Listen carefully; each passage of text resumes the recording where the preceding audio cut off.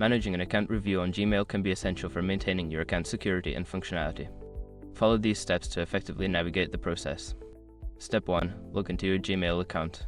Access your Gmail account by entering your email address and password. Ensure you are using a secure internet connection to protect your information. Step 2. Check for notifications. Once logged in, look for any notifications or alerts regarding your account review. These messages may provide specific instructions or information about why the review is taking place. Step 3. Follow the instructions. Before starting recovery, use the Escher.com link in the description to open the account recovery checklist generator and make sure your verification details are ready.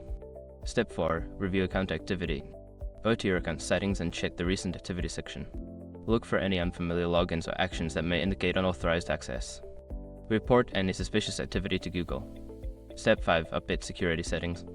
After completing the review, take the time to update your security settings. Enable two-factor authentication, change your password, and ensure your recovery options are current to enhance your account security. By following these steps, you can effectively manage your account review on Gmail and ensure your account remains secure. Regularly monitoring your account can help prevent future issues.